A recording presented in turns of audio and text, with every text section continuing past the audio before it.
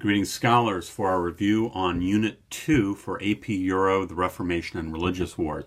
The first topic is indulgences and Johann or John Tetzel, who was selling them. And the deal here is the Catholic Church was selling the forgiveness of sins that put you in purgatory.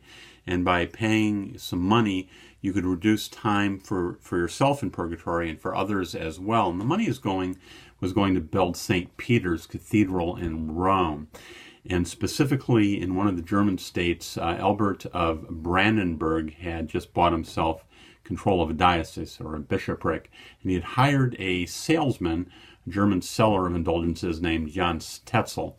And what's happening is Albert, this German guy, is splitting the money with the Pope. And there's this famous ditty that when the coin into the coffer rings, a soul from purgatory springs. And indulgences had long been criticized by guys like Erasmus during the Renaissance, and further continue to be criticized by many as an indication of the corruption and the worldliness of the Church and the Pope in particular. Our man Martin Luther, an Augustinian monk, while he is teaching the scriptures at the University of Wittenberg, or in German Wittenberg, he is going to come across, I believe it's Romans 1:17 and Romans 1:18, that says the righteous shall live by faith. And he's struggling with this issue of salvation. How is it that we're made holy before a righteous God? And his conclusion is that we are saved by faith and certainly not indulgences. And he puts these ideas in what's called the 95 Theses, which are hammered to the door at the Wittenberg Church.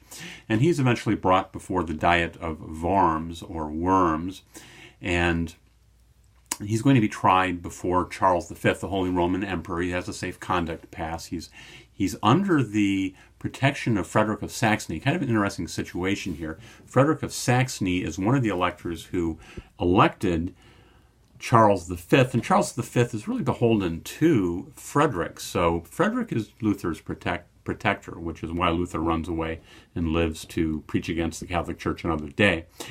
And he is going to famously, at this Diet of Worms, he is going to say, unless he's convinced by Scripture, that here I stand and can do no other.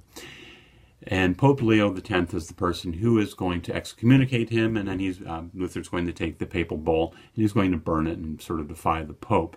So women in the Reformation to know, you should know Catherine von Bora. She is the nun who escapes with some other nuns and is eventually going to marry Luther, and she's going to bear him 6 children, and they're going to have 4 adoptees, so they're going to be one big family. Teresa of Avila, on the Catholic side, is a woman who works to reform the nunneries there, and she is going to, her reform movement is called the Discalced Carmelites. These are Carmelites who are taking this extra vow of poverty by being discalced. They don't wear shoes. Angela Mercy is going, it's M-E-R-C-I, an Italian woman, is going to form the Ursulines, and this is going to be a teaching order for girls. They're also going to set up orphanages, but the big thing here is teaching girls. So Teresa of Avila, Angela Mercy are going to set up these religious orders, bringing reform, bringing education on the Catholic side of things. Peasants' Rebellion is a rebellion of peasants against their exploitation, against their serfdom, and Luther is going to come down hard against the peasants. And why? Because he needs the princes to protect him and his followers from the Pope and the Holy Roman Emperor, who's the defender of all good Catholics. And Luther, he's a theological radical, but he is not a social radical, so he is taking the side of the princes against the peasants. He has a famous document, a writing called Against the Murderous and Robbing Hordes of Peasants, in which he urges the princes to stop, slay, stab, smite the peasants, and about 100,000 are massacred by the princes.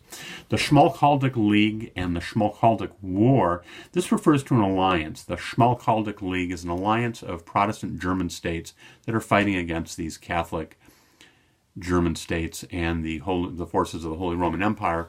And there's going to be a truce called. It's called the Peace of Augsburg. And in this, each prince gets to pick the religion of his state, and the option is plan A or B, and that would be Catholic or Lutheran. Those are your only choices. And the Latin here is Quis regio eius religio, whose region, whose religion. That's referring to the princes. Difference between Luther and Erasmus. Both are big critics of the church's corruption. They're really contemporaries, basically. They're critics of the church's corruption, of the church's worldliness, and big critics of indulgences. The big difference here is Luther breaks with the church, whereas Erasmus does not. It's been said that Erasmus laid the egg that Luther hatched. The effect of the Renaissance on the Reformation. Keep in mind here, one of the things in the Renaissance is the belief that the individual has the ability to look at past documents and to find truth. And you see this in Lorenzo Valla, who debunks the donation of Constantine, says that this is bogus, that the Pope ever gave Constantine this huge, that Constantine ever gave the Pope this huge swath of central Italy. You have Erasmus's The Praise of Folly, which is a huge slam on the Catholic Church, one of perhaps the most famous document of the Renaissance. You have Boccaccio's Decameron, which is a bunch of stories told among these nobles who've escaped to the countryside, escaping the plague in the city. But these stories they're telling every night are very ribald. They mock the church. They're very irreverent. And then you have French satirist Rabelais, who in his story of the perfect monastery, Gargantua and Pantagruel, is going to talk about this monastery that's anything but a monastery. It's a place of learning. It's a place of music. It's a place of dancing. It's a place with women. It's a place with eating and drinking and learning and Renaissance learning. It's really the Renaissance men are in this monastery. So those are just some examples of how Renaissance thinking is supporting the individual in their assertion of how they're measuring truth and how they're measuring holiness. And Luther is coming out of this camp of challenging the authority of the clerical side of the church, not the faith itself, but how the church is being run. Some terms here to know, some Latin terms: sola fide, sola scriptura, sola gratia. This is, sola fide is it's only faith. It's not by works, it's not by indulgences that one is saved. Sola scriptura, and that's faith in Christ, his finished work. Sola scriptura refers to Scripture as the only authority, not creeds, not tradition, not the Pope, not councils. And sola gratia is it's the grace of God, it's his mercy that saves us. The 30 Years' War and the sides in it.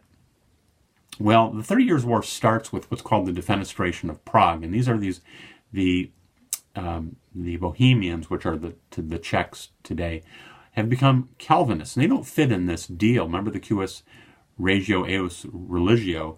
You get to pick your Catholic or Lutheran, and they've become Calvinists. They become, or what Calvinists call themselves, Reformed, and they throw these delegates from the Holy Roman Emperor out the window. It's called the Defenestration, being thrown out the window. And this is going to spark a war that will last 4 decades. It has a bunch of phases, but we should know what's interesting about this war is you have your two sides in general. Catholics fighting Protestants. Protestants would be the Swedes, the Danes, the Dutch, and the Germans against the Habsburgs and their German allies. But you have, in this war, you'll see, for example, Swedish and Danish Lutheran armies pillaging, marauding, and raping, destroying in Lutheran Germany. And you will see French Catholic soldiers taking the side of Protestant Lutherans. Basically, they're leaning against or fighting against the Austrian Catholics, and there's kind of this power play. So these two major Catholic countries are having at each other, and Catholic France is not doing what you think they might do. They're basically more concerned about the rise of Habsburg Austrian power. The Treaty of Westphalia will end this war in 1648. It's one of those dates you need to know in AP. It's one of these dividing lines. It's the permanent end of a united Christian Europe. It sees Calvinism now as a choice in the German states.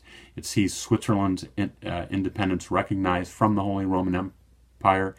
And the Dutch, who declared their independence earlier in 1581, now see their independence recognized in this treaty by the rest of Europe. Some problems that reformers had among themselves, well, this splintering from the Catholic Church is going to continue with splintering within the Protestant Church. And a famous example is Ulrich Zwingli and Martin Luther are going to meet at what's called the Marburg Colloquy, and they're going to discuss how can we keep the Reformation together? How can we keep these German reformers together? And they're going to have a very nasty split over a huge argument over what happens at the Lord's Supper, what happens at communion, what happens during the consecration of the Eucharist, however you want to call this sacrament. And Martin Luther is insistent that the bread and wine become the body and blood of Christ, and in Lutheran terms this is called consubstantiation. It's a variant of transubstantiation, sort of, kind of. But Ulrich Zwingli is insistent that this is just totally symbolic. This is just a symbol. It's a memorial. It is nothing more than bread and wine. So there's a very serious breach, and it's Luther who will not back down, and he leaves the colloquy, the meeting between these two German reformers. Iconoclasm is the destruction of images, the destruction of religious art and paintings and statues and stained glass. And the argument here is that all this stuff is idolatrous. And the famous iconoclast is Zwingli. But there's a lot of Protestants who will be iconoclasts. And the great contrast here is the Baroque art of the Reformation period, and there's other aspects of Baroque art. It tends to be very vibrant, and it tends to be very ostentatious, and it draws you in. It tends to be very dynamic. But there is a part of Baroque art which is an emphatic Catholic assertion that religious art glorifies God. So when you go into a church and you see silver and gold and you see pictures and images all over the place, it's just sort of dripping, sort of overdone, over ornate. That's Baroque art. Whereas in a lot of Protestant churches, they're just stripped bare. You're basically looking at a pulpit and there's not any images to be looking at. The walls, everything is very simple. Elizabeth I, remember, she's the successor after Henry VIII dies. It goes to Edward VI for a few years. He's going to issue the Book of Common Prayer. When he dies, it goes to Mary, who tries to bring England back into the Catholic fold. Thus, she's called Bloody Mary. Persecution of about 300 people are killed. When she dies, it goes to her half-sister, Elizabeth. And Elizabeth is she's got this famous quote: she does not want to look into the souls of men. And while Europe is tearing itself apart, the wars of religion in France, the wars of religion in the German states, the 30 Years' War, England is basically at peace. And officially, you have to belong to the Anglican Church, but she's not hunting people down. She's not killing people. And this is called, it's called the Via Media, or the Elizabethan settlement. She is allowing for, the Anglican Church is allowing for some theological imprecision in exactly what's happening here at communion, so both sides can claim that their belief is being followed. She, for example, she calls herself the governor of the church, not the head of the church. She keeps the bishops. She keeps this episcopal system, sort of top-down rule. And visually, for the common person was going to Mass, now as they go to the Anglican Church or the Church of England, they're still seeing incense. They're smelling incense. They're hearing bells. They're seeing artwork. They're seeing the clergy in robes. They're seeing bishops. They're seeing, the altar is there, and it is sort of Catholic light. Now, that's not meant to be an editorial comment, but the idea here is to keep as many people happy as possible. Of course, you have the extremes, the Puritans on one side, the Catholics on the other, but she is going to basically pull off moderation, this Via Media. Difference between the German and English Reformations, the short of it is the German Reformation is driven by Luther's concern for the salvation of his soul. How are you justified before a righteous God? You're justified by faith in the finished work of Jesus Christ. And he's going to break over doctrine. There's going to be those who piggyback on the German Reformation, who are going to get land, who are going to get money. Nationalism is going to drive a lot of it, but the core of it is theological. The great contrast here is at least how the English Reformation starts. Most of you are familiar with Henry VIII wants a divorce. He's not getting it from the Pope, so he breaks off from the church, so he gets his divorce, and he ditches wife number one, Catherine of Aragon, and he marries Anne Boleyn. So the purpose here is, in the ironic thing is, Henry, who has taken over the church, got an award from the Pope for his writing against Luther. It's called Defense of the Seven Sacraments, and Henry VIII was called the defender of the faith, the Catholic faith, which becomes anything but. The Act of Secession is going to say that the line, his lineage does not go through Catherine. It will not go to Mary. It goes through the issue of Anne Boleyn, his second wife, and to his disappointment, she bears him another daughter, and that's Elizabeth. The Act of Supremacy says he's in charge of the church. And the Treason Act, not on your review sheet here, but the Treason Act is, if you don't agree with these acts, you're a traitor and you can die. And of course that happens to two bishops, John Fisher and the better known Thomas More, who's the author of Utopia, that famous Renaissance book about sort of the perfect society. John Calvin and predestination. Predestination involves two ideas which are very controversial. The first one comes out of the first chapter of Ephesians, and it says several times that God elects us, God chooses us. And why does John Calvin push this idea? Well, he's emphasizing the total sovereignty of God. There's nothing that we can do on our own to be saved. In fact, Calvin specifically is going to say we're not saved by faith as something that originates with us as an act of free will. Our faith is a gift of the Holy Spirit. God saves us. God allows our heart to turn to be saved. So what this does is it makes salvation completely a work of God in which we have no hand in. Now, there's a whole theological argument. How can this be? How can you be held accountable for your free will belief versus God choosing you? Because the flip side of this is reprobation. God is specifically damning others. And this is all found in the Institutes of the Christian Religion. The Institutes of the Christian Religion is this large book which explains Protestant Christian doctrine according to John Calvin. And you should know some of the terms by which Calvinists call themselves. In the Netherlands, they are called the Reformed. And that's an overarching term for those who follow the ideas of John Calvin, Reformed with a capital R.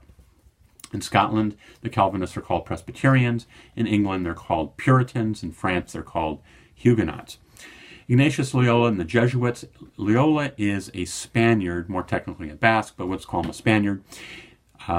He is the creator of the Society of Jesus. This is the spear point of the Counter-Reformation. These are religious. These are religious, are those who follow a religious order, the Society of Jesus, and they're teachers. And the Jesuits today are famous for their universities and their high schools, but these are highly educated, highly trained teachers who are they're challenging they're challenging the ideas of the Reformers. And the Counter-Reformation is this challenge to the Reformation. And you should know some of the reforms are to get rid of the payment for indulgences, to be building seminaries in every diocese, to train the Catholic clergy to be at least as intelligent as the Protestant clergy, so that they can argue intelligently and knowingly of Catholic doctrine, which was not the case in many areas of Europe. Many of the clergy were basically illiterate who had memorized the procedures of the Mass. Some actions to stop Protestantism. You have the Inquisition, which predates the Counter-Reformation. Remember, the Inquisition is hunting down insincere conversions in Spain after the Moors are driven out. You have the Index. These are religious works, people such as Zwingli and Calvin and Luther and company, that you're not supposed to read. And you have the Council of Trent. The Council of Trent is an example of something that stays the same. The Catholic Church is going to emphatically backpedal on no doctrine whatsoever. They're going to say absolutely transubstantiation is true, that the bread and the wine become the body and blood of Christ. They're going to say that the saints and Mary intercede for us. They're going to say there are 7 sacraments, not 2. Remember, Luther says there are only 2, that's baptism and communion. And they're going to say that faith is tied with works, that faith apart from works is not faith at all. There is no sola fide. The Anabaptists are this very small group, and they're persecuted by everybody. They're persecuted by Lutherans, Calvinists, and Catholics, and their belief is in separation of church and state. And at this point in history, with the exception of the Anabaptists, this idea of separation of church and state is anathema to Catholic and Protestant rulers. I mean, there's going to be moral anarchy if nobody's in charge. But the Anabaptists insist on a voluntary church. No more infant baptism, but you have an adult baptism, confessional baptism for those who want to be part of the church. And some things that are going to separate them from other Christians are going to be pacifism, no violence, no taking of oaths, and physical separation from the world. Sort of think of maybe today the Amish and the Mennonites come out of this strain of Christianity. And they're persecuted because they will not take oaths of allegiance to their states. They will not fight in their armies.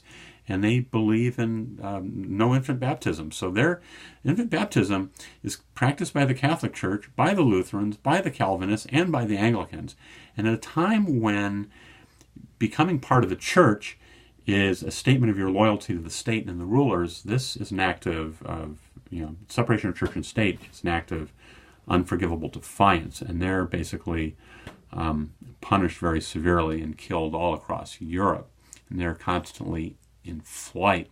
The magisterial Reformation refers to that the magistrate, that the civil ruler, is in charge of the church in some way. The most flagrant example of this would be Henry VIII runs the church in England, but you have versions of this where this basically behind everything the state is in charge of the church. St. Bartholomew's Day massacre in France. This is when Catherine de' Medici, this is the sort of the regent queen who's got these young Catholic sons, is going to launch a preemptive strike against the Protestants of France. These are the Huguenots. And on St. Bartholomew's Day, there's a massacre in Paris and across France. This is going to spark the French Wars of Religion, which are going to end with a Huguenot is going to marry into the Valois family after the sons die, after Catherine's sons, ironically, will die at the end of all this bloodshed in France. About 10% or so of France will die in this religious war that tears France apart. And at one time, something maybe up to half, maybe 30, 40%, but some huge percent of the nobles were Huguenots, kind of shades of the German princes becoming Protestants in defiance against the Holy Roman Emperor and the Pope. But where we're going with this is Henry IV, to keep France together, is going to convert from being a Huguenot Calvinist to being a Catholic.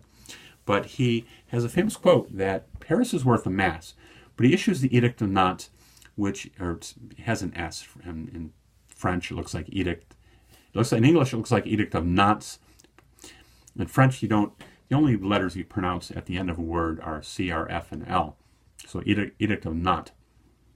And what this does is it gives the Huguenots freedom of worship and the freedom to fortify their towns. And Catherine de' Medici on the review sheet, this is the mom. This is the queen that will launch this attack on the Huguenots to protect her son's claim to the Valois dynasty throne. In the Netherlands, you should know that before the 30 Years' War even takes place, you do have there's fighting in the Netherlands during the 30 Years' War, but the Dutch are going to throw off the Spanish Calvinist yoke, and the northern states of the Netherlands are going to become Calvinists, are going to become Reformed, and their independence is going to be validated by the Treaty of Westphalia in 1648. Last thing on the review sheet are the Philosophes. The Philosophes, these are thinkers, these are rulers, these are intellectuals that put practical politics and national unity ahead of religion. Religion is no longer the basis for ordering your state, at least many states, and they tend to be hostile to organized religion. The point here is unity. The point here is not to allow religion to cause warfare, to cause national division, to cause civil war, and certainly all the loss of profit and prosperity that this causes. So that's sort of your drive-by review here. All this stuff will be on the test gang. So study the review sheet, study this material, know it top to bottom, and study early. Best of luck. Signing out.